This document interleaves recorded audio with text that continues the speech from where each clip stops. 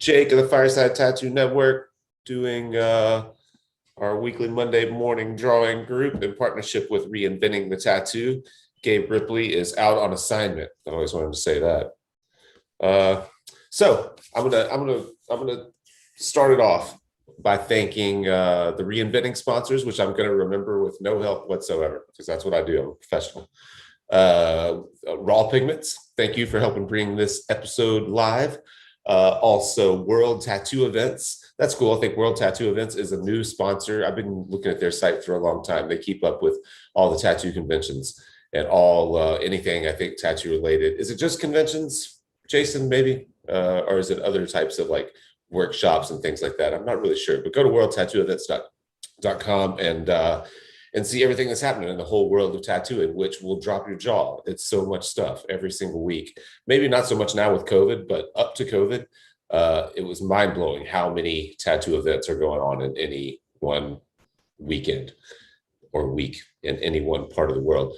Also, DLize Pro is a sponsor this week, as well as, Jason, help me with the last one. I know it. Oh, Inkjet Stencils. Inkjet Stencils is doing the kind of large scale stencil printing these days. I did a podcast episode with Andre Malcolm, who I think kind of partnered with them to start printing full size, like back piece size stencils on an Epson printer that I think that they recommend that works really well with their products. And right. Is that what it is, Epson? Yep. And you can literally like I think it's the width of the stencil maybe is an issue, like up to 24 inches, which is usually big enough for a back piece. But as long as you want, it prints on rolls. So you could literally print in one shot from, a stencil that goes from the neck to the ankles, which is pretty crazy. And while I'm thinking sponsors, I'll also run through Fireside. If you are not a member of Reinventing the Tattoo community, it's super cheap. It's like $300 a year. You can get 10% off of that if you use the promo code Fireside when you go to sign up. And Fireside gets a little kickback from that as well. Also, my favorite tattoo machine at the moment, the Numa 4, my buddy Carson Hill. We did a great series with Carson just on all kinds of technical gear related stuff. It was about a 4 or 5 part series, if I remember right. And that machine is awesome. He's got a really ingenious kind of cam system where you can change the stroke profile, all kinds of stuff about the machine super easily, really quickly. You can get 10% off of the Numa 4 if you go to numatattoo.com, use the promo code Fireside. S8 Tattoo, direct competitor, I guess, with inkjet, but S8 does the red stencil paper. You can't print it full size. That's not that's one downside. You can only print regular size sheets. But the red stencil paper I've been using for years. I like it so much more than purple. I can see I tend to go through and lay like gray washy lines down instead of doing bold black lines. And my problem with a purple stencil is if it's really solid and on there, I can't tell what I've lined and what I haven't. You can't see the gray through the carbon. So the red stencil, you can see gray wash lines, really light lines right through it. A little bit of a learning curve putting it on, but I did a video that is on S8's website that will help you get it to lay on there and stick really well. If you try to put it on just like you would the purple stencil, it tends to wipe off. So there's an extra step or two that it requires, but it's worth it in my mind. Who else? Numa S8. TSM Pro, our buddy Taylor Chapman. He is doing all types of cool things with tattoo studio management, helping you with your marketing, all the back end kind of work that it takes to run a successful tattoo shop or even a private studio like me. He's helping me with a lot of my booking. My waiting list is now parked on TSM Pro. All of my Facebook stuff for Fireside is hooked up there, so I can go to my TSM Pro dashboard and I don't have to go to Facebook and see who's messaging me, and I can see all of my communications from all of my platforms kind of drop in right there, which is super helpful and handy. What else? Let's call it at that. Let's just start drawing. Do we have anyone that is trying to get in yet? I think Lauren had mentioned we had someone that was in the waiting room wanted to come in and draw. You guys know Jason Leeser. He's helping out today, taking Gabe's role. He's part of the team here and has his own show on Sundays at 1 or 2. 1 o'clock. 1 o'clock Eastern, right? Yep. Yeah. basically similar to what we do here. He works on his drawings through the week, and it does a good job helping folks to solve drawing problems. Good at explaining his process and all that. So definitely jump in and check out Jason's show on Sundays. And what else we got? Jason, you got anything? Yeah, I don't know if you've ever heard of them, but the Fireside Tattoo Network. Yeah, Fireside don't know if you've checked them out or not, but you know, they've got some good stuff. Yeah. I've heard they're a little slow sometimes to get their content out, so they tend to fall into lulls. It's gold, man. Every time they put out a new podcast, I'm listening to it. You know, if I'm driving out to Illinois to get tattooed, or you know, even if I'm just doing laundry, you know, I'll throw on whatever the latest podcast is. And they started this series, 3 Minutes to Better Tattooing. Yeah, genius, dude. Absolute gold. You can't beat it. Did you watch that last one with the amps versus volts? I've lived it, so I didn't really take a look at it yet. Watch that. Yeah, I was surprised at what a visible difference there was. I was trying to do the kind of that whip stipple shading, you know, and I did it with I didn't want to talk about the machines or the power supplies during the episode, but basically I grabbed my buddy David's power supply. It was already hooked up to my station, and mine wasn't. And he was using that Icon. Is it like the 4-8? You know, the Icon that's like the long cylinder kind of Icon that stands on its own. And I started kind of running. I was using the Dan Cuban Sidewinder, trying to do my peppering.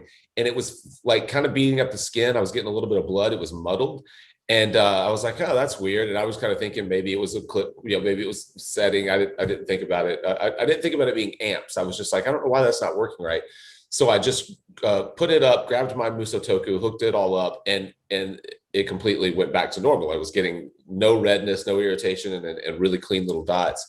And I was like, I bet that's a real example of amps versus volts. Like the available amps, continuous available amps is probably what's making the difference. So I got some healed footage of the tattoo. It was a sunflower. So I had like one petal that was done with the Icon and one petal that was done with Musotoku, and healed a month later. It's crazy the difference in the two in the two petals. Yeah, not something I intended, or not something I planned for. I didn't even have a camera set up. I was just like tattooing, and I was like, oh wow, I bet that's what this is. And so once I ran into the guy a month or so later with it healed, I got some video so I could do a little episode on it. But yeah, I'd like to get your feedback on that, because some people, you know, jump in on the comments, and that one took off. It's hit, I don't know, like 25,000 views or so in a week and a half. And it's got to have over 100 comments now. It's just like people are really like, they have their own opinions on it for sure. And, you know, a lot of people will just say, well, none of those machines will even pull a single amp. So it doesn't matter if it runs at 3 continuous or 5 continuous. But man, I think that depending on the load that you're putting on it. Right. You know, and that's ultimately what matters.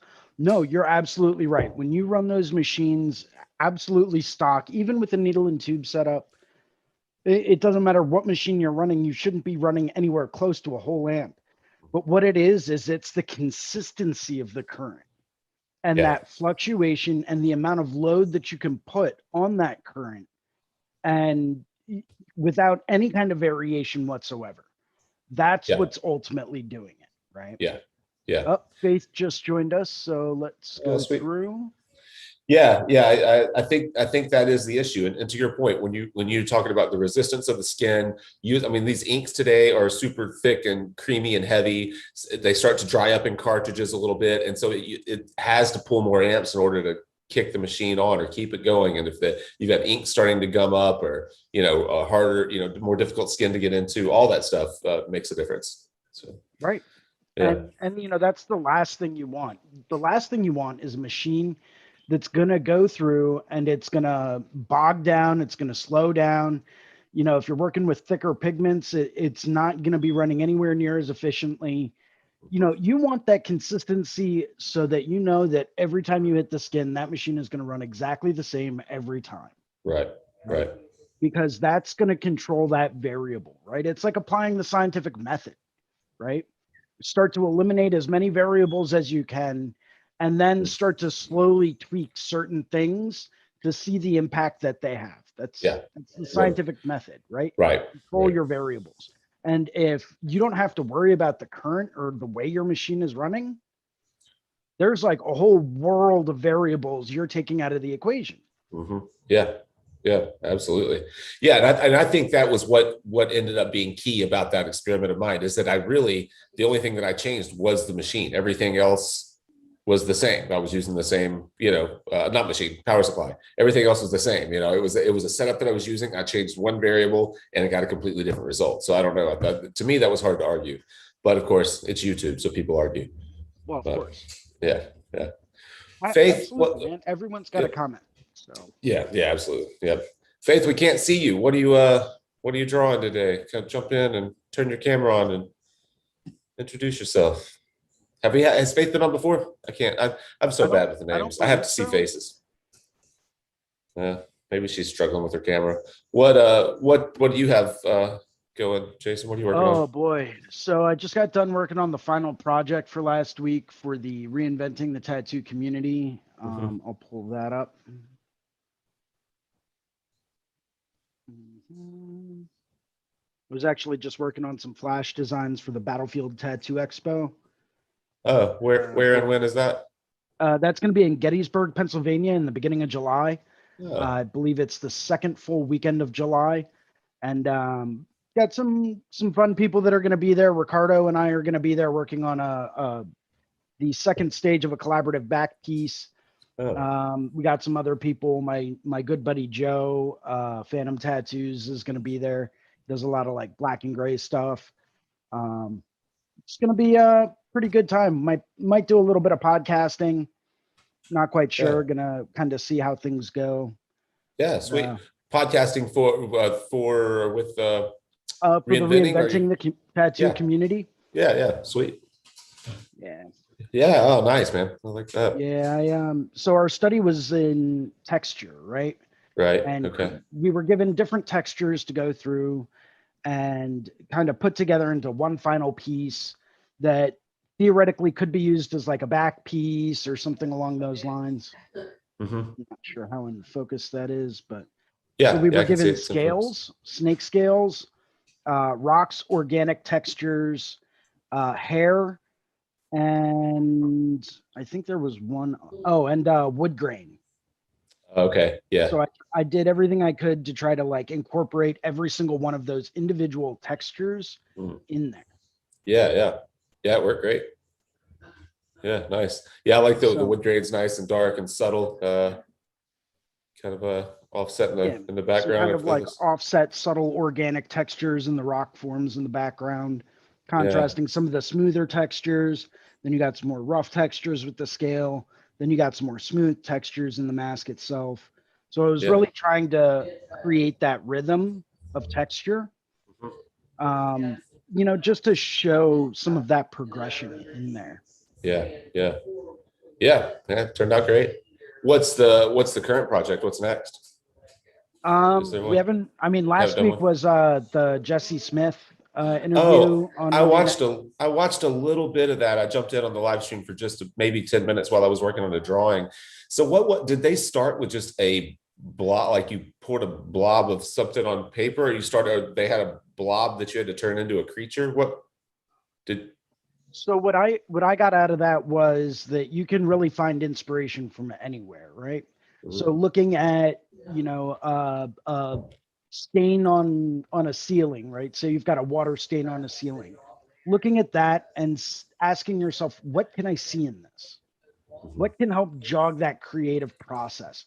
What can go through, or say you're walking down the street and you see, maybe it's the winter time and you see some water that's frozen, and every now and then you can see some little ice bubbles in there, right? That create some pretty interesting shapes, especially if it goes through and, you'll have a little bit that freezes over and then you'll have another pocket and then another pocket. So it can create some interesting shapes that you can find in there.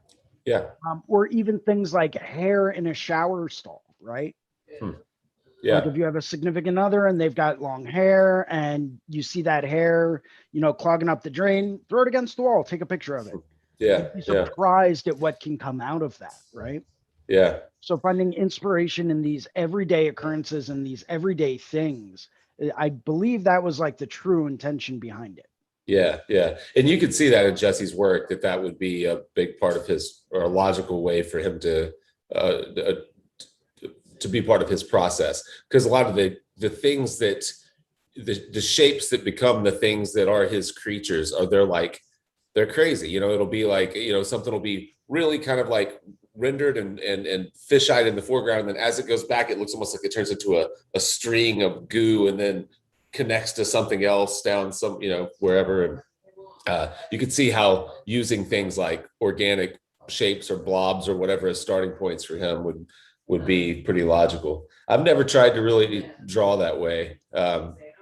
We're starting a series that the first two recordings will be this coming Sunday, and I can't decide if I want to just drop them as I get the interviews or if I want to get them all done and put them out together. But it's all storytelling and tattooing, visual storytelling. And my first, I'm going to have Baxter, of course, because he's good at creating narratives. Teresa Sharp has committed for next Sunday. I've got my old buddy Adam Shaw, who I think is one of the best illustrators I've ever come across. Andy Chambers is going to do it. I've got an email out to Steve Moore and Kelly Doty. I thought Kelly Doty would be awesome, but neither of them have responded. Yeah, neither of them have responded to me yet. And I was going to reach out to the Tex guys, James and Anthony Tex, and see if I can get them. I haven't emailed them yet. I'll do that today. But I'd like to make it a series where we just talk about people's process for creating narratives in their tattoos. And I think we'll get a lot of cool stories because Teresa, for example, she has no client input, right? Like she's creating designs completely on her own and selling them as tattoos. And so her narratives are completely her own, where Baxter, I know, is working with people to create the narratives in a lot of his, in a lot of his large scale work. So, and I imagine that Steve Moore is as well. I know Andy Chambers' process because I've worked with him and done a workshop with him, but I think it'll be cool to do it in podcast form where I can tease out some of the stuff that I've learned about his process. So I'm hoping this series is super informative, and I hope that I'm sure I'll get a lot out of it. I got a lot working with Andy the first time around. So, but, you may also want to look at Christina Christie. Christina Tattoos. I met with her last, well, not last night, but yesterday afternoon. We ended up talking for 3 hours. Oh, wow. Just going through and just picking each other's brains about different situations and things and narratives and why she does some of the things that she does and, dealing with clients. And I mean, we started talking about all types of just absolutely awesome stuff. Okay. I'll put her on my knowledgeable. list. Yeah. Very super intelligent. Okay. Awesome. Thanks for that tip. I'll reach out to her too. And she's a great tattooer. She reminds me a lot of Steve Moore. Yeah. She got her entire torso tattooed by Steve. So she probably is pretty influenced by his work. But yeah, I love her work. She uses like a lot of thin, like linear texture. Like it does a lot of gray wash lines and then colors right over the top of them. Super, super cool, man. It all looks great. What's up, Kirsten? How are you? Yeah. Hi, I'm sorry. I didn't want to unmute myself and interrupt the conversation. No, that's cool. That's cool. How are you? How was your weekend? It's pretty good. Past week was pretty busy. It seems like all tattooers are pretty booked out far, so it's kind of nice to see that from like a widespread perspective. Yeah, absolutely. It seems that way. I mean, everyone that I talk to is still kind of playing catch up. It's funny. We're all kind of in different places because some of us, only took a couple of months off from tattooing, and some of us ended up taking like a year off. Like, well, what's her Morag or whoever, and I'm sure also the and then Akshay here is I think they're still not tattooing. So like, hey, how are you? So yeah, it's everyone's at all kind of different points and getting back into it. Hey, how are you? Actually. Well, let's see what everybody's. How are you? Good, man. We're great. Let's see what everyone's working on this week. We saw Jason's, but Kirsten and Akshay, what do you guys have going? And then I'll show my project last. I've just been trying to find some designs, like tattooable designs. So I've been working on these birds for a while. I kind of started the whole process of like starting to finish them, but then I'm actually restarting them, but this is just the underlayer of it. So birds. Don't mind my notes. Oh yeah. I have like color notes around it. Nice. We had this those look great. Yeah, awesome. Speaking of notes, we had this what's her name? SJ. She isn't on as much as she used to be, but she used to be super involved in all of these. And she was in our Find Your Style illustrative tattooing class, and she would make notes and she would do doodles, like color doodles, and make notes while Andy was teaching. And they're like worthy of being framed, like printed, matted, and framed. They're all so good and thorough, and like her little illustrations of how she describes what she's trying to tell herself in her notes. It's just like, holy crap, it's really impressive.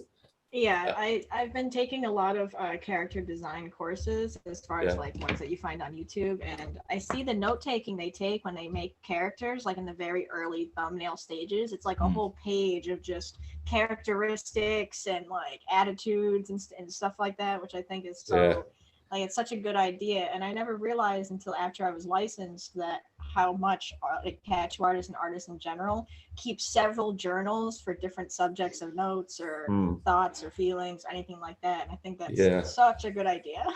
Yeah, absolutely. So I have like 5 journals now with like different subjects.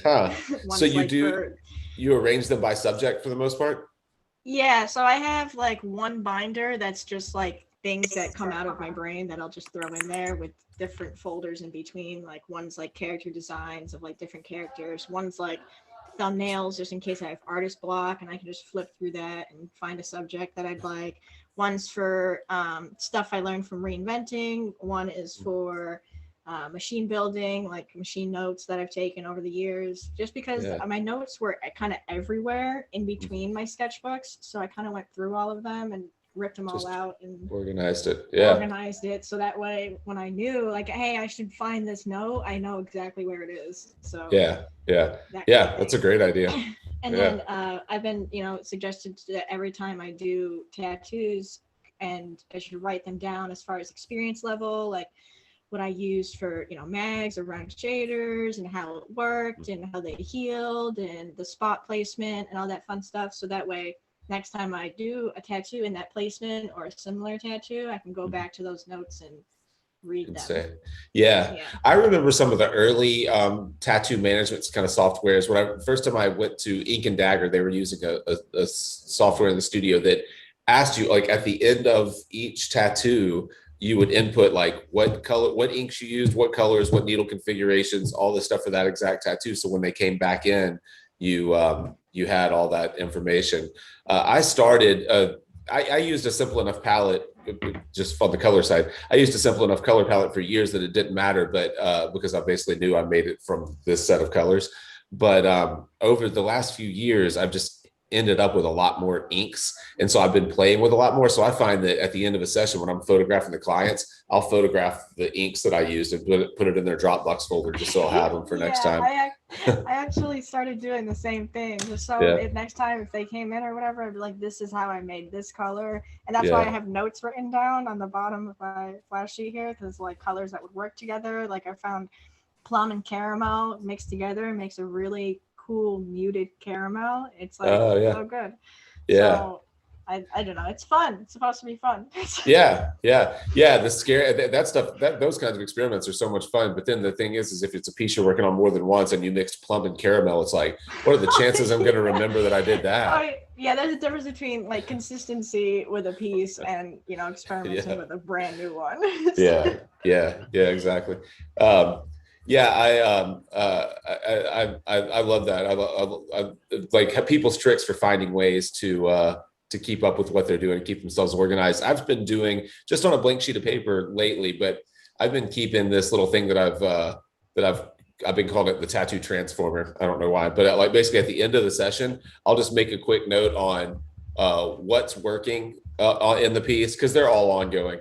But like what's working, what's not working, and then I'll just ask myself, what if I tried this or what that? So what's working, what's not working, what if? And a lot of times, like I'll find that what's not working is the same kind of mistake that I'm making over and over. Like the tattoo as a whole is getting too dark because my brightest colors are too rich, too deep, or something like that. It's like, man, I shouldn't have gone with that Diablo red. I should have gone with I should have mixed it down or let it fall into skin. Like that's my light point of the tattoo. And that red, even though it's bright, it's too dark. And so I find if you find you're doing writing that stuff over and over, it's like, okay, that's a problem that I apparently have all the time, So I don't know, it's just something new that I've been trying out. Super interesting. And it's kind of like a turntable too, that when you do something on Procreate and then try and translate it to eternal colors or raw pigments, that they're still going to be vastly different. So you have to adjust within that as well. And that's something I've learned very quickly when it comes to drawing something up on Procreate to putting it on a tattoo and seeing that the colors are going to be different. Yeah, absolutely. The pigments. Yeah. Russ and Tattoo Smart, they had all of those, and I don't think they've been updating them. If they have, I've just missed it, but they had all the swatches of different inks from different manufacturers. And I remember seeing, I'm pretty sure it was Liz Venom that did a piece that was she had a photo of her drawing in Procreate and then the finished tattoo, and they were identical.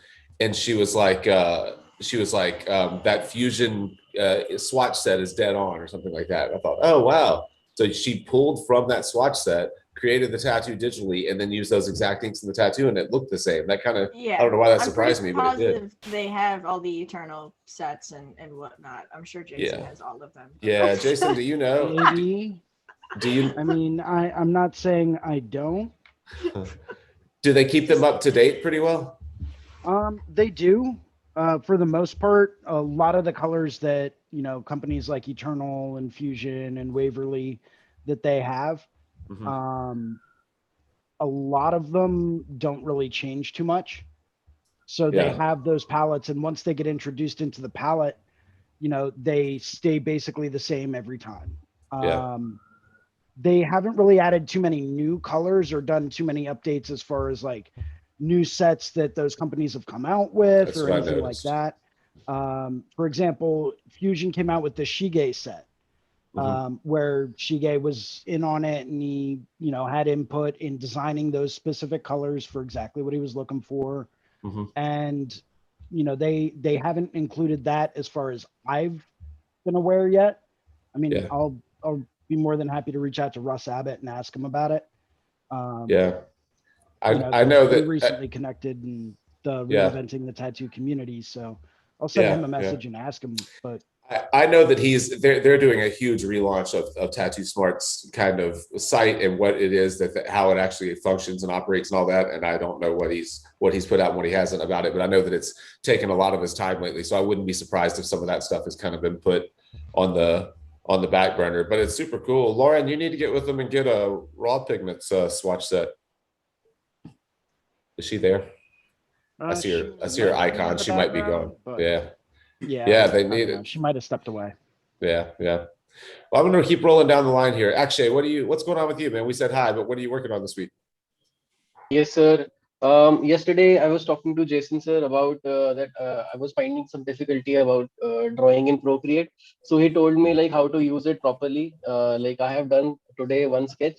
So I used all his techniques that he yesterday told me. So I'll show you. Oh, sweet. Yeah, let's check it out. You picked the right place to go. Yeah,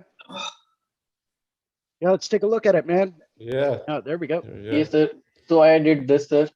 Nice. Oh, there you go. So yes, sir, I actually mixed the layers, but I used all that method you yesterday told me. I did some rough sketches and used the pencils, and after that I did this. Yeah, that looks great. Yeah, it's amazing how keeping those layers organized really can make a difference. Yes, sir. I'm watching you always, how you yesterday you was telling me that I use a lot of layers. So I thought I should also be aware of that layer. So I was doing that. So that's it, sir. Yeah, that looks great. I use a lot of layers, but I use them completely haphazardly, and I'm always on the wrong one. We're having some fireside t-shirts done. That's I don't know if it's going to say we live on the wrong layer or wrong layer society or something like that. I would order that shirt immediately. Redo on new layer. Right. Just let you know, check your layers. Yeah, exactly. Well, cool, man. Actually, That's awesome. That looks great. I'm glad you're getting Yes, familiar sir. with it. And I also, love. sir, Yeah. yes, sir. Yes, sir. Yes, sir. Last week we were talking about that cover up, na, sir. About that crazy cover up I was going to do. Yeah. I was Yeah. asking you. Yes, sir. I have figured out something. I'll show you that also. Okay. Yeah. Let's see. Have you started that piece yet or no? Sir, I have had an idea like what should I do? I was thinking to add some whites, and this time I'm not going to do it complete black. So I was thinking to Mhm. put some geometrical designs like this and uh, do white lines inside this, like pack it very slow, and then Yeah. do the whole sleeve like this, Yeah. like a geometrical pattern Yeah. to Yeah. That balance that it out, would that would something probably like work. this, Now, sir. remind me, is this the one? Did it have the weird kind of flames that came up around his elbow? And with Yes, all sir. the solid Yes, sir. black. Okay. So you'll Yes, have sir. that. Yes, You'll sir. you'll have that color transition to deal with. But if you use that red someplace, because don't the flames have some red in them. Um, Yeah, man, that may work. The only place I definitely in the black, I bet you can pull that off. In the flames, like I was saying last week, I think the flames are the challenge with this thing. Is just because the shapes of them are bad and they're Yes, heavy, sir. and I imagine they're probably scarred up a little bit. But so I would think probably some of the lines of the flames might disrupt your geometric pattern. But man, Okay, this sir. Okay. person knows it's not going to be flawless. Yeah, there's just no way around it. I think that's a good plan. Yes, I like it. Yeah. yes, sir. I have clearly told him that like I can do much better than what you already have. So better not to keep your expectations high. So something like Yeah. that. But we are going to do a better sleeve on him. Yeah. Yeah. It'll definitely be better. Yeah, I like that idea. That'll Yes, sir. disrupt that'll disrupt the heavy black for sure. Like I said, the only place that I think it's going to come through that you probably just are there's just no way around it, but those flames are going to be a little bit of a eyesore no matter what, I think. But Yes, sir. that guy, man, he's made some bad decisions in the past. He's done a lot better to come to you, and you've put so much time already Yes, sir. into the planning. Yeah. So, all right, I'm gonna roll down. Hey, Faith, Crazy how are stuff. you? Good. This is Good. work. Have you been on before? Or is this the first time? I haven't. No, I emailed you Okay. a couple times though. Oh, really? I wrote a. I Oh, wrote yeah, a yeah. book. And Yeah. I know exactly who you are now. Yeah. Yeah. Well, good. Good to meet you in kind of in person, face to face a Yeah. little bit. What? Yes, cool. Yeah. So tell everybody watching, like, remind me where you're from, what your tattoo experience is, all that kind of stuff. I'm in South Florida. Okay. I've been kind of in and out for about 8 years, mostly doing fine art, Mhm. trying to solve like the art problem, the art puzzle. Yeah. But I moved up here to work with a guy, Jake Meeks. He works at Lux Tattoo, and he does perfect like photographic soft black and gray, just day in, day out, day out. And I came up I couldn't get any value into my work. I didn't know what value was, but so I came up here and I'm like a computer girl. Like even before art, I've always been into digital design and computers. So I came up with like this intricate system on how to design around value and do these little digital paintings. And then immediately I built a color ink set that's just 23 colors around the wheel that Mhm. works with any brand that you can immediately apply from directly, and it all just works together. Yeah. And the biggest thing is that the 5 levels of value that we use 3 different ink mixing tricks to get those 5 values. So it makes it super, super like autopilot easy so that anybody can like that, just get value in their work. And that's what we're all about. Yeah, that's really interesting. Yeah, you had sent me, and I looked through some of what you emailed me.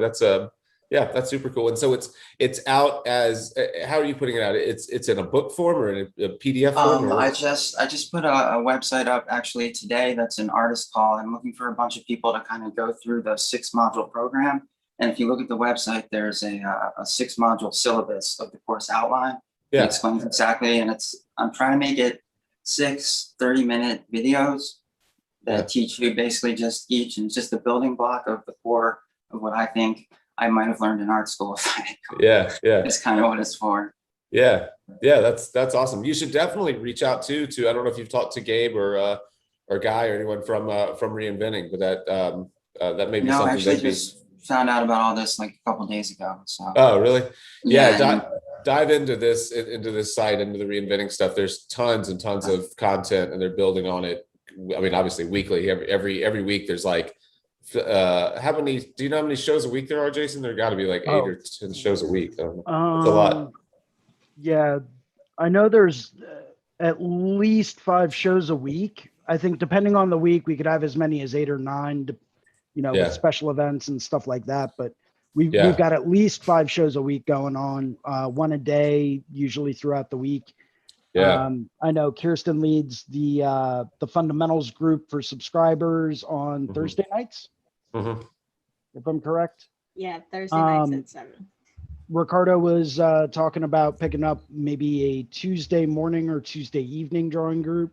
Yeah. I do the ones on Sundays. We've got this one Monday mornings, subscribers only Monday nights. The Tattoo Tent Talks, Let's Talk Tattoo with Mark Lascarbo from Needle Jig. Yeah. We've got apprentice, the and they're an Tattoo apprentice show. Podcast. Yeah, tattoo collecting. That's what I meant. Tattoo collecting. I mean, there's so much content that we're pushing out every single week. Yeah. That, I mean, we're always looking for new stuff to put out and always new stuff to add. It definitely something to look into. Yeah, I would definitely reach out, Faith, for sure. That's that might be a great opportunity with just the volume that they're putting out and the reach that they're starting to get. That'd be a great place to kind of test it out.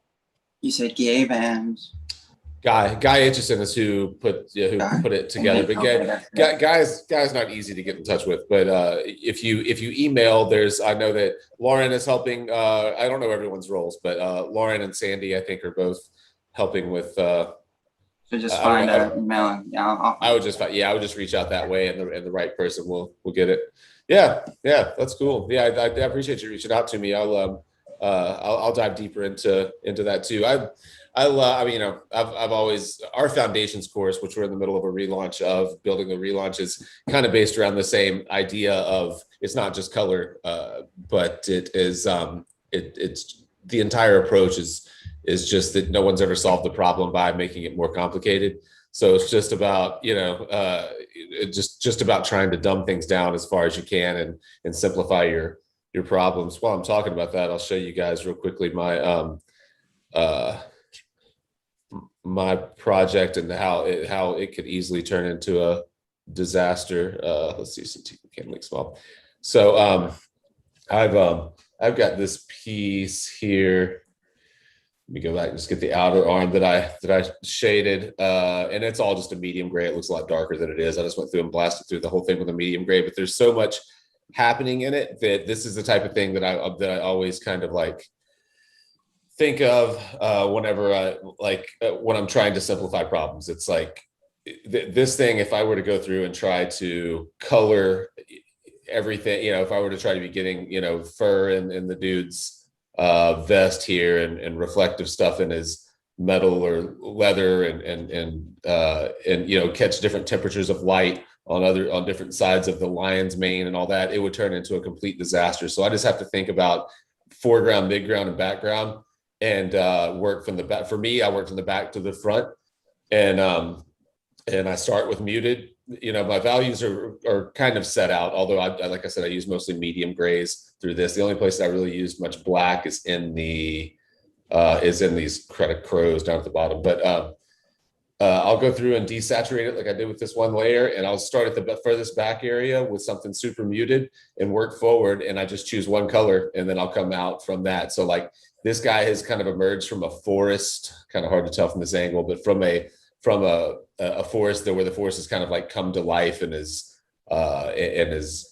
kind of torn to shreds a little bit, and he's just kind of emerged on the other side. So the forest, I want it to be kind of ominous and creepy, so I'll probably use my warm tones in the background, which I normally would not do, but because it's I don't want it to be like a green lush forest, I want it to be probably red and angry and intimidating, which means that if I'm using warmer tones in the background, I'll probably keep them a little more muted and not super high contrast, and then as I come down to him, I'll move to a cooler tone. So I may go at the line of his head, I may move from those warm tones to like I'm thinking he'll be in kind of blue grays and things like that, and then there's a little bit of a fire here that's in his hand. I don't know if you can see as it spins around.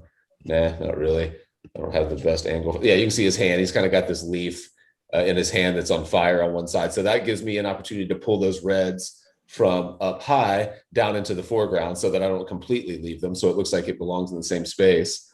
And then I'll move to a different kind of cool temperature in the lion. So I'll basically treat it as 3 different pieces that have to tie together, and they'll all be super simple from a color standpoint, or else I'll lose it. It'll just turn into chaos for me. Some people could probably pull that off, but I can't. I don't have the I'll lose control of it pretty quickly if I don't simplify the color. Now, are you going to keep that light, those flame shapes as your primary focal point? On all right, in the like bit, right in the middle of that above piece? the bend of the arm. Yeah. I'm gonna do a slight underlight. You can kind of see how the light's catching on the top, on the bottom of his nose and on his his eyes, so that the light from that flame is coming up. So I'm hoping to get just enough. I'm hoping to push my contrast enough in him that entire bicep area becomes my focal point. So yeah, the light of the flame, okay. And then also I'll probably use similar lights to catch the features of his face and a little bit in his beard. So I'm hoping that entire area is my focal point from the outer arm there. And then I have different focal points depending on where you're viewing the piece from. So there's another one on the back of the tricep where if you're kind of looking from that from behind him, there's something to look at there. Same thing on the front of his bicep in the inner arm. I've got that. I've got his hand in this leaf right here. That's going to be a nice light area against these black kind of crows. So I've got a few focal points depending on where you're looking at it from. But yeah, I think to answer your question, I think that my main focal point for the outer arm will be this area right here. So. Awesome. We'll see. I'm going to start playing with it today. And I'm hoping, this is when it was fresh. So I'm hoping that it's nice and soft. It's all at this point gray lines and like a medium gray wash. There's no real black outside of in the crows. So I'm hoping it's nice and soft, and I've got a lot of room to kind of play around. I've got a problem where sometimes I'll end up with the whole piece being too dark. Like I was saying, like we were talking earlier, saying to Kirsten, I'll end up with the whole piece being too dark. And so I'm trying to get better. Getting tattooed by Andy, I'm taking a little bit more of his approach where he really doesn't use a lot of blacks on the front end. And I always have. I've always gone in and just taken whatever my darkest area is, I'll just go in and make it black. That way I've kind of forced to work with a full value range. But what I found is that that's not really my problem anymore. I already work with a full value range. My problem is that I'll end up too dark. So I'm starting a little bit lighter as a whole, and then sculpting and kind of building my darks over time to see if I can, get away with the entire piece being a little bit lighter. So if you flip through his portfolio and Steve's and all the people, Teresa, all the folks that I'm trying to model my work a little more after, their tattoos aren't like, they're not popping with crazy contrast everywhere. A lot of it is just linear texture and stuff like that they're kind of coloring over with a solid color, and it'll be these big fields of color that transition gradually, like Teresa just put a piece out. Let's see if I can pull it up on, I just noticed it yesterday. Let's see if I've got Instagram. Just doing the same thing. Right. Yeah. She just put a piece out. It's a sharp art. There we go. Yesterday. So this piece, let's see. Can you guys see that, or who's highlighted? Faith is highlighted for me. Am I highlighted for you guys? You're spotlighted up front. Okay. So see, like, there's no crazy way how, like, it's all super muted. It depends on, there's skin all the way through it. There's not a ton of black. I mean, a little bit right in the drop shadows, but it's like, what percentage of that piece is heavy black in the color area right now? Not too much of it. And this is another thing I've been noticing these guys do. See down here in the cover up, people are letting the old tattoos like shine through. Steve Moore's been doing this a lot too, I've noticed, where like that tattoo isn't even hidden. It's just that the other tattoo is so nice and soft and follows the shape that you almost don't even mind it. Now, I personally don't want to do that. I want to cover my tattoos. Like I'm not trying to just let them shine through. But the point is like, it works. Even with that tattoo kind of sticking through, it still reads as a big, nice, sweeping, soft, light, piece. There's not, if I were doing this, I would have 10 times as much black in there and it would be too heavy, too dense.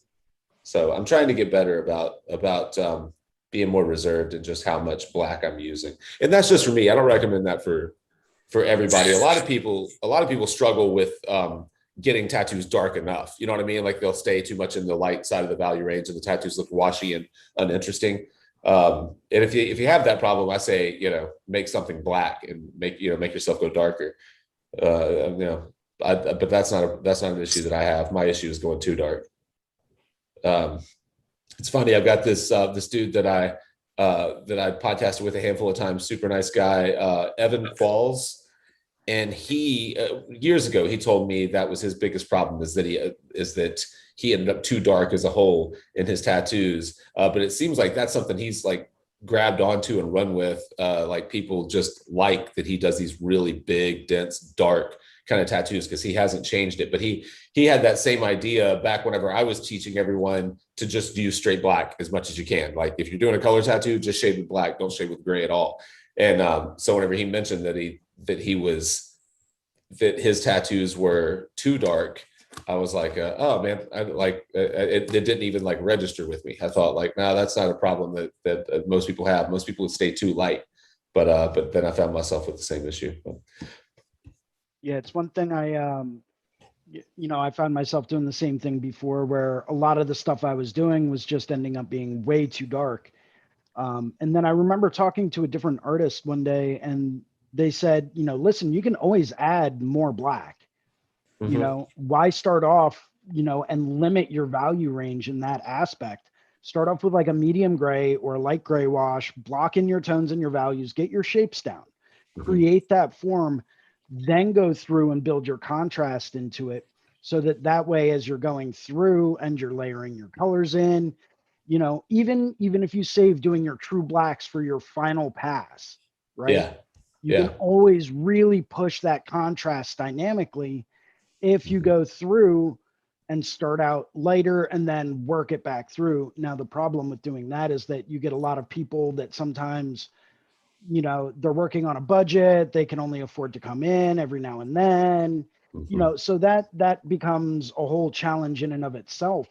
Yeah, but you can always go back through and push more blacks and do more blacks and create a more dynamic value range. Even if it's during that last session where you pump in true whites and true blacks. Yeah.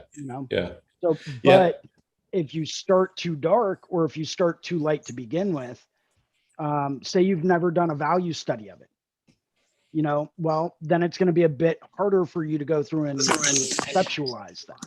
Mm-hmm.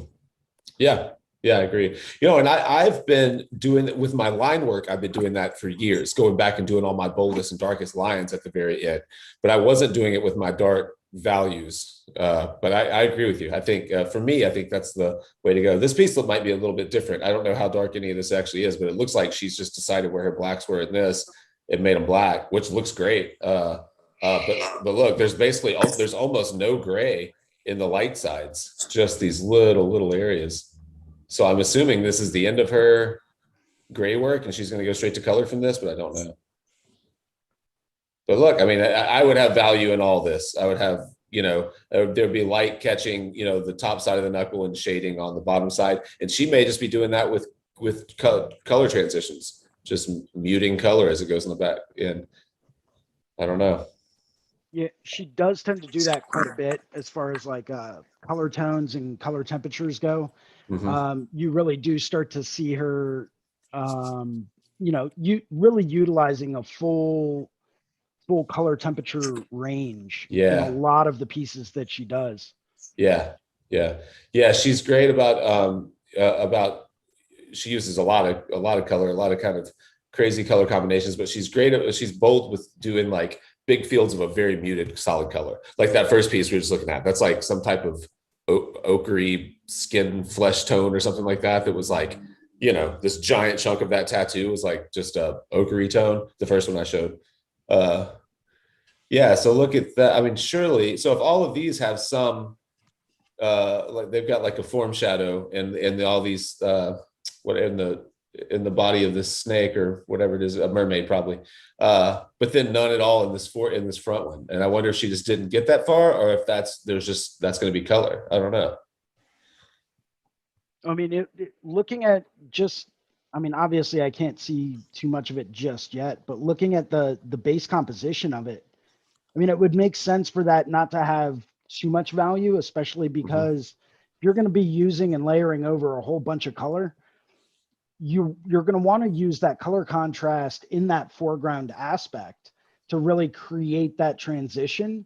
So you won't really need that many, you know, black, you won't need that much black shading or that much hard contrast with all those very desaturated colors, because all that's going to do is push that area to the back. Yeah. And if you have an object or an area in the foreground, you're not going to want to desaturate it to that level. You know, you're going to want to keep that in the foreground and just use your color transitions, because that's going to keep it more forward in space. Right. Yeah. Yeah. And if you were to think of it as like forgetting that it has to live in, you know, and look believable and respond to light and stuff, if you're thinking of it as a pattern, kind of the way that she treated the tail, I mean, and you're thinking about where it sits on that butt cheek, it could, I mean, get 10 feet away from it, and you probably would just want to see that big, colorful, you know, that kind of bright light swirling shape right there, would read really well just as a pattern, you know what I mean? Just as a pattern that follows that shape. So that makes perfect sense. And sometimes I think you kind of have to turn your brain back and forth, where you're like thinking about, would it really look like this in the real world, as opposed to, do I care about what it would look like in the real world? What I really want is to make sure that it, you know, that it's light and bright in this area, and that it balances this other area, whether or not, you know, whether or not light should be striking it here. I've got a problem with that. I tend to think too literally about what it should be, you know, like if this has a form shadow, then this should have a form shadow. Right. Right. Yeah. Yeah. And it's really helpful to look at folks like this, or, you know, whoever you're into. I'm just into these large kind of illustrative tattoos. What was the Christina tattoos is the one you were just talking about, right? Correct. Yeah, I got to meet and talk with her for about 3 hours yesterday. Yeah, that's awesome. And I've become extremely influenced by the work that she does. Oh, is this on her? Very, very enlightening conversations, and it was really awesome. Yeah. Yeah, that's cool. How did you come across her? Through doing these drawing groups. She jumped into one of the Sunday afternoon drawing groups. Yeah. And, you know, started talking, and, you know, one thing led to another. Shot her a few emails just saying, hey, listen, do you have some time? You know, I'd love to sit down and just pick your brain.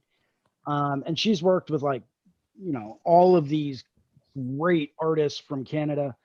Well, and from all over as well. You know, she's been out in Paris. She's been all over the world tattooing, and gained that knowledge from all of these different places. You know, she's got her, as you mentioned, she's got her whole torso done by Steve Moore. Yeah. She's worked and done collaborative work with James Tex, and is a huge fan of all the guys over at Deadly Tattoos. Yeah. You know, just very, very prolific artist. You know, I love her use of line and negative space line. Her value contrast, like looking at that hand as it is. I mean, you can see those desaturated colors in the background that really pushes that true value in that foreground, and how she's got those very warm tones that are really coming forward over top of those cooler teal tones in the background. Yeah. Yeah. One thing I was noticing too is, you know, people get so caught up in their technical stuff, in their line quality and in their fills and all that. And I don't know, I'm sure she may come back into this. This might just be where it is now, but look, a lot of the line work is just kind of scratched in. It's kind of all over the place and inconsistent, but the piece as a whole reads, I mean, it reads great just like it is. You probably could get away with not coming back and cleaning any of that stuff up. So when the design, the composition is solid, a lot of times the technique doesn't have to be flawless. We get so caught up in that, you know, getting your lines perfect before you start your shading or whatever else. And I remember Andy telling me he was working on this dude's full front, and Steve Moore was working on the guy's back, and he was like, at the end of the first session on his back, he had just gone through with a 3-liner and blasted through the entire tattoo, and he was like, and every line was completely blown out. He was like, it was this little scratchy line with like gray on either side of it, and he was like, he didn't waste any time on it. He didn't care. You know, of course, the tattoo. If you know it's going to get covered up anyway, then why does it matter? Yeah, You know? I actually know the exact tattoo. I've never thought to do this, but I'm going to look at that tattoo finish and see if you can tell that. It's a tattoo with this. So it's one of his best, I think. This like warrior or knight that has died. He's like slumped over. Here you go. This is the piece. So this piece was from what Andy said. This piece was completely every single line just scratched, like blown out, 3-linered all the way through, and that's as far as I can zoom. But doesn't look too blown out to me. Not at all. Yeah. Well, and that's the thing with a lot of these larger compositions. You know, I mean, things don't, as you mentioned, things don't have to be technically flawless. Right. Because at the end of the day, you're losing the form of the body, and you're looking at that image. In order to take in that whole image, you have to stand back, 5 or 6 feet in order to take it all in visually at one time. When you do that, you're not focused on these individual tiny little lines that might be in the leaves or might be creating some of the textures of the hands. You're not focused on that because you can't see that clearly anyway. Right. Yeah. In order to take in that whole piece, you have to step back. And when you step back, all of those imperfections optically blur together and create this perfect form. Yeah. It's no different, I guess, than than painters that well, think about a painter who like renders and blends everything, and a lot of times it tends to end up very flat and uninteresting, as opposed to someone who uses the texture of like laying brush marks on top of brush marks and creating like chunkier paintings in some areas and thinner paintings in other areas. Think about Rembrandt. If you get up close to a Rembrandt, I mean, there's all types of there's all kinds of stuff like piled up and bristles of hair, and like there's nothing. It doesn't look rendered. You know what I mean? Oh, it does look rendered from a distance, but when you get up on it, it looks like you just squeezed paint out of a tube and smeared it around, 9 different colors and stacked them on top of each other. So it's kind of the same idea, except for we don't get the benefit of all the physical texture in tattooing, but it's kind of the same idea. It's like if every line is perfect and every blend is flawless in a tattoo like this, first off, you'd probably end up spending twice the amount of time, but then it would also be completely unnecessary. Like look at the blacks can you see the blacks in those areas aren't very black at all. They're like really spotty. Yeah, but it's not going to really matter. Nah, not at all. Not at Well, all. you notice the same thing looking at look at Caravaggio's work, right? Yeah. He uses that as a technique of optical focus, right? Mm-hmm. So he'll keep very large, very broad brush stroke areas, very smooth gradients with very little care. I mean, you can see certain spots that he just didn't bother to lay the paint down, completely. Mm-hmm. And then you've got these very, very neat, tightly rendered areas that just very, very quickly draw your eye to these highly detailed spots. So it's all a trick of focus. Right? Yeah. Where do you want people to focus? Yeah. I'm with you. Hold up, Faith, just Faith, you want to jump in and share? I just saw that you made a comment saying you pulled up a quick example. Yeah, I don't know how to share my Procreate screen now. You can, if you want, you can just hold it up in front of us. If you've got are you on your iPad or is your iPad? Yeah, separate? I'm on my iPad. Yeah. Okay. Can you not just click share screen? Will that do it? Do you have a share screen option on Share content? Is that it? Share content? Maybe Jason. Do you have wait, any idea? Yeah. Hang on. No, that didn't do it. Be right back, guys. Hold on. Okay. Down at the bottom on my, I think it's doing it. Does that work? Yep. There you go. So that's on the top right. Mm-hmm. This is like my original design, and what it is I I actually paint in the 5 levels of light. So basically I'll do my black and then my darks, and then I have my dark form shadow and my light, and the highlights are empty. But the reason I do it is that for the digital palettes over here, you have what my set is actually, it's just I copied the dynamic master set in all different ink sets, and they're all full intensity hues. So it's basically just a color wheel the whole way around. Like if you click on it, it just goes through the color wheel. Okay. So that means that all you have to do to get value out of your work is take any ink. If you put a complementary color, you immediately get a dark. And if you add white, you get a light. And if you stick with those 3 rules when you're tattooing, you can kind of get, basically get the whole color wheel really easily and get value. And it's kind of like a little cheat, but like the white creates that opaque layer on top of everything that pulls it out. And then you can actually color it. If I wanted it to be a different color, I would just use the middle palette and I can change the color of it. Okay. And you can change the colors and do that. And then you see the finished design on the bottom right. And then those are the inks that correspond to the colors I used. And then my first pass at it was that, which I'm happy with it because I'm kind of just starting tattooing. But it's just a really easy way to get kind of the depth and just the design, and it's fun. And I just think it's easier than the airbrush, if you know what I mean. Yeah. Well, go through your actual ink palette up there. So you've got a dark and a medium kind of purple, and then right, basically like the this where it says middle right here. That's the actual ink that corresponds to it. So you can see the middle tones over on the top left. And then if I add white to any of those, I get the top. And then if I add a complementary color to any of those, I get what's on the bottom. So you end up with 3 values just from those 3 mixing drinks. And then I kind of design just based on shadow and then on light. And it just makes it so much easier. And I get, like, my thing is I just want to have fun. And like the colors and make the art and not think so much about the mixing and stuff, since I'm just starting. I didn't even know that my biggest thing was I didn't know that the color wheel was in a circle for like the first 7 years. Like I didn't know if you left yellow and went the whole way around that you get back to yellow. Like that was the part that I didn't know. So that's what I wanted to show. I think that's really interesting. And I've done a tutorial or two on using complementaries to neutralize a color rather than using going for black or white immediately. And I like that idea of just using the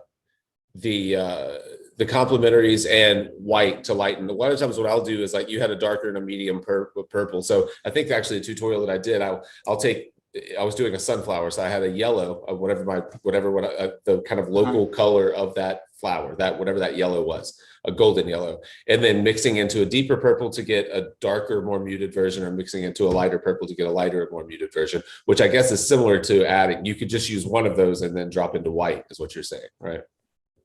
Right. I'm trying to make it as simple as possible. It's like, just because if you leave the middle values pure when you put them in, like the brights, the dark form shadow, I leave them pretty much intense, like full intensity. And then the second you add just a couple drops of a complementary, it completely changes it. And that just tiny little difference that you get on skin just makes it automatically different. And then when you add the white to it, away from the pure middle tone, you get an opaque, like kind of on top, and you get this immediate depth, and you separate your ink into light, middle, and dark. And if you design that way, just around light and color, and then you add black or desaturated mixed black, or you add a white, your endpoints, and suddenly you automatically, no matter what you do, you get a full range of value. And it's like when you actually tattoo it. My mom's a fine artist. She used to tell me that if my artwork didn't look like shit when I was halfway through, then I wasn't doing it right. But when you do these things, when you get to the darks and the middles, it's like kind of whatever. But as soon as you had that light form with that white, and it pops out, and you get the highlights, you get that depth and that value that I've been trying to get for 8 years. And it's so easy when you do it this way. It's automatic, and you get to just play with the colors, and then you get to learn color schemes and all that kind of stuff. And that's what it's just a build up, super simple, easy build up.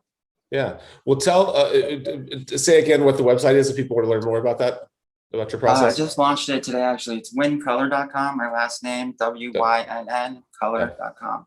Okay. I'll jump on there and check it out too. Yeah, I like that.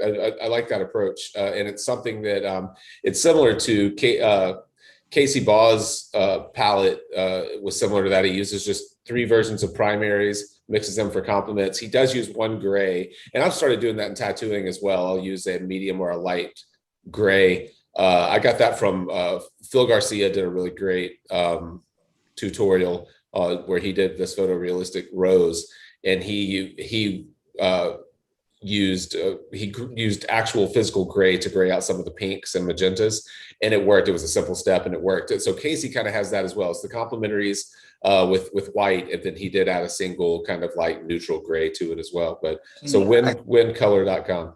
Yeah. I got the white thing. Yeah. I got from, there's a Nico Hurtado like Day of the Dead tutorial. I don't know if you remember. I watched that thing like 20 times, and at one point when he's doing like his 30 palette setup or whatever, he says, "Don't ever add white before you get to the middle tone." That's what he said. So I started doing that, and that's where I got that from. So it's like built off. That was like my inspiration for that part. Yeah. In painting, that's kind of something that, the one difference in tattoos and in painting is that you use more transparent colors in the shadows and say in oil painting, so that it absorbs the light. And if you start adding white in the in your shadow areas, then you're adding an opaque color that is a reflective source. So you'll start to get reflection back in your shadow shapes, and that's when you end up with these kind of like dead shadows. It's a huge beginner mistake that I made for years. For way too long. And it took several painting workshops for people telling me over and over to stop lightening my shadow shapes with white. Yeah, that's great. All right, well, we're 10 minutes. We're 10 minutes over. What's Jake, up, Jason? Jake, I did have a guest pop by. Look at that, he made it. He does exist in real life. This is confirmation. He does exist. He does exist. Not just he's not characters. Right? He's not just a glitchy thing that pops up on your screen like Max Hedberg from time to time. Oh, I know, right? Right. Sweet. I knew he was making a trip today. I didn't know where. Gabe actually exists. That's awesome. Yeah. I know, right? Well, I headed down to Virginia, and the timing worked out perfect. Half the time I do this shit. So like he sent me the address to ship the flyers to, right? So like part of me was expecting to knock on his mother's door or his fucking right. But that happened to be the right address. Sweet. Awesome. So how much longer of a drive do you have? I don't know, like another 6 or 7 hours. I think Cool. I go visit Dana Helmuth. Buddy. He's great. Yeah, He's playing a fucking heavy metal show tonight. What? Down in down in Ocean City, but I'm like, there's no way I'm leaving a heavy metal show. Wait, Dana who? I don't know if I know who that is. Dana Helmuth? Oh, man. yeah, I do. Yeah, he is a legend. Yeah, I misheard the name. Very more traditional Japanese style, but his work is just, it's on a whole nother level. We'll pull something up. Let's look at it. So you're going down, Gabe, you're doing some consulting with him? Yeah, no, not with Dana. Dana's just like an old friend. Oh, okay. And like I said, he's playing, a lot of music, and he's got a bit of Honey Shine, which is sick. But and Yantra. There it is. Yeah, you got to follow Dana Helmuth. Yeah, very traditional in style. Yeah. But really absolutely incredible with his large scale pieces. Definitely off of a lot of the old Japanese masters. I mean, but the one thing that always attracted me to him is his use of texture and scales and his snakes, and just how dynamic they can be, right? Look at the size of the head compared to the size of the body. I mean, it's got a perspective in and of itself, and this tattoo, I can guarantee you, is not done yet. Yeah, super nice. That's awesome. Yeah, so check it, and then then I get down to Virginia tonight sometime. Yeah. Awesome. That was a fun show. I was listening on the way in. I'm like, whew. Yeah, a lot today. We went through a lot of stuff. That's cool, man. You never know. Whenever when a lot of interesting kind of points are going to pop up, or when we're just going to like sit here and draw. Yeah, very true. Very true. Yeah. Well, cool. All right. Well, I guess we're gonna shut it all down now that we had now we made sure that Gabe was safe halfway through his drive. Yeah, I know, right? Surprise guest appearance. All right. Well, anything else? What else is happening this week, Gabe? I'm on a consulting gig, guys, on vacation, so the team's kind of holding it down. Okay. Ricardo's doing his 2 o'clock or Tuesday morning. I think that starts tomorrow. I'm not quite sure, but I gotta. Yeah, we're setting up Ricardo for tomorrow. Awesome. Sweet. So Same- Ricardo's tomorrow. Same time? Is it a 9 o'clock Eastern class? 9 o'clock Central, so it'll be an hour after. Oh, nice. We should have done It'll be mine. 10 that way. o'clock for us. Yeah. Yeah. Cool. Well, all right. Well, Awesome. everybody. Yeah. Thanks for jumping in. A lot of good info today. We'll see you guys next week. Sounds Got great, it. guys. All right. I can't end this thing. Someone else is the host. So I'm just I going got to you. leave. And all right. Thanks. See y'all later. All right, guys.